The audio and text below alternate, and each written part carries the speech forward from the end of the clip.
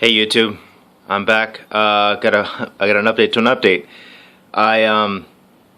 So I replaced that cooler with the G10 like I said I would. I did a lot sooner than I anticipated.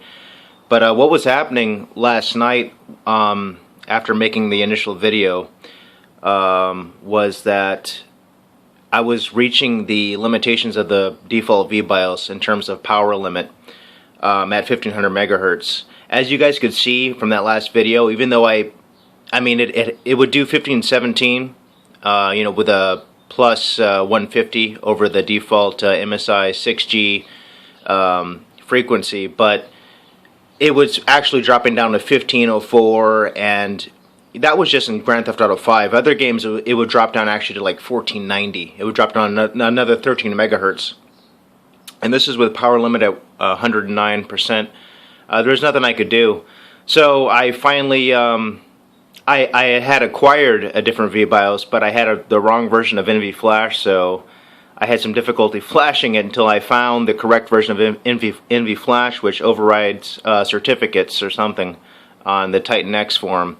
But anyhow, I was able to overcome those limitations, and also the stability wasn't 100%. Although I had done some extensive testing with PlanetSide 2 and Grand Theft Auto 5, it wasn't stable with Titanfall. Believe it or not, Titanfall, I ended up getting some crashes, and it was after my second crash in Titanfall at 1500 megahertz that I decided to take that cooler off.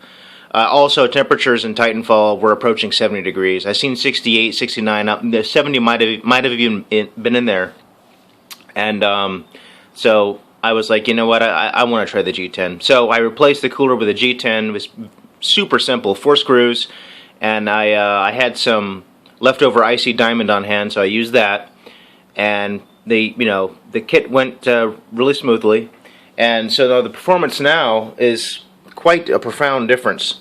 So here's that same scene with Franklin in front of his house, and what we're seeing now is, let me see if I can get a dark background. I apologize. I'm seeing 44C on the core, 1249. Please focus. Oh, you're a piece of crap. Anyways, that's 1249 megahertz on the core, 1.255 volts. So now it's I think it's plus 100 millivolts. Frame rate has gone up slightly. That's 124. I'll move around so we can get them looking right at the. Get the same background, so I'm trying to get as objective as possible. My car disappeared. That kind of pissed me off. I don't know what's up with the saves in this game, but I pimped that car up, and that was a hard car to find, so I'm going to try to load an earlier save and get that car back, but that car disappeared. Anyhow, it's going from day to night, and in GTA 5, as you guys all know, nighttime induces less of a load requirement. For whatever reason, daytime, I think it's all the shadows. Daytime is harder to run, so this isn't extremely scientific. I can load an earlier save, but when I had initially loaded the save, I was seeing an improvement of about 3 to 5 frames per second. Before, I was averaging about 87 to 90, and then this time I was averaging about 93 to 95. But anyhow, temps are solid. Look at that, 45C. That's amazing. 98% core load. That first number on the left there, that first percentage, that's the actual power limit. Now, I've seen that go as high as 115. And my experience so far has been that, like my initial overclock, it was a plus 100 core, plus 400 memory. And with the default power limit of 109, what would happen is that in any benchmark or game, the higher you go with the memory, so I tried like plus 500 on the memory, and all that would do is that would eat into the power that's available that's going to the core.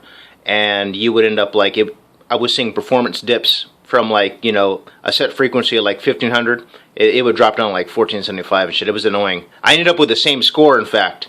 With this here, with the Kraken G10, what I'm allowed to get away with is not only more power running through the card, I'm running about 60 more watts through the card with the increased power limit, but also the voltage is at 1.255. So, you got a little subtle increase in voltage, but if you notice here, the clocks stay at 1249. In other games, my experience has been like, again, they're all over the place. With the default VBIOS, they'll drop from like 1517 down to 1490. Yeah, in terms of thermal performance, the difference is more than just 20 degrees. Because when I initially put the G10 on and I let it, I did a little bit of burn in, what I was seeing was that with the default VBIOS, load temps would be around 45C. And then when I up the power target from 109 to 127 with the modified VBIOS, those temperatures increase about 5 degrees. So I'm assuming that the low temps I was seeing, like in heaven, with the air cooler, the low temps only being about 48 to 50 C. I'm sorry, 68 to 70 C.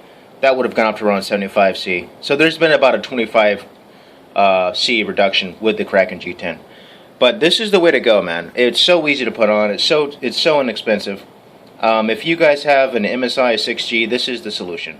I've increased my thermal overclocking overhead by a good 50 megahertz with this. Realistically speaking, the overhead before was only 1500 megahertz. I mean, that's impressive with the stock cooler. But I was getting away with that because I have this massive side panel fan sitting over the GPU.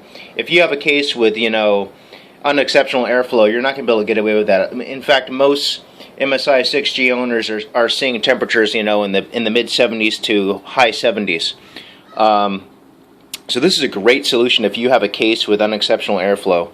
But yeah, this is the way to go, man. So my Firestrike scores picked up about another 500 points. Went from about 21,000 to 21,500. And I want to talk about that a little bit because I just pulled out 780 Ti SLI out of the system and I replaced it with this. The performance with the 980 Ti, with a robust overclock like this, man, I'm about 90% as fast as with those overclocked 780 Ti's. My former Firestrike GPU score was 23,500. So I'm at 2,000 points away from that. But the performance in game, I can't tell the difference. Like my previous average frames per second in Grand Theft Auto 5, it was about 5 or 10 frames per second different. The scaling with SLI in a lot of games is really poor. Like I'm seeing with both Grand Theft Auto 5 and The Witcher 3, the scaling with just 2 times SLI, that additional card is like 50% scaling. It's not very good. But the other games where there's poor SLI optimization, I'm seeing a huge improvement in performance, like Dragon Age Inquisition. There's no stuttering. PlanetSide 2 just runs like a dream. Titanfall runs like a dream. And what I really like is that additional memory buffer. I'm seeing Titanfall is pulling down 4, sometimes 4.5 gigabytes of memory. So having that 6 gigabyte of memory buffer is really nice as well. But yeah, that's it, guys. I just wanted to show you the difference in performance. Let's go look at these low temperatures again. They're quite excellent. Again, that's 45C. This is Grand Theft Auto 5, and I'm seeing 45C, and that's there to the right of the temperature. That's the GPU core low. That's 97%. It's still right at 1249. This is GTA 5 though. Other games, I am seeing 50C in the core. I'm seeing 50C in the core in Titanfall. I think it's the memory. I think the memory usage is much higher. I think the higher, if you have a memory overclock and you have a game that's VRAM intensive, that's going to hike up your temperatures big time. But other than that, yeah, temps are between 45 and 50C, and I'm getting away with 1550 megahertz. I tried 1570, but I'm getting artifacts at 1570. Just really slight artifacts, really subtle, and then it's not 100% solid at 1570. So, it's luck of the draw. It's the silicon lottery. For this particular sample, I'm getting away with 1550. But yeah, if you guys are on the fence about running, running an AIO, I highly recommend it. You're going to increase your CPU, your overhead by a good 50 megahertz. All that heat is going to be pushed out of the case. It's not, being recirculated through your other components, and it's really quiet. It's a lot quieter too. Although that non-reference cooler that it had, the MSI 6G cooler, it wasn't obnoxiously loud. Plus, I'm gonna shut up for a second. You can hardly hear this.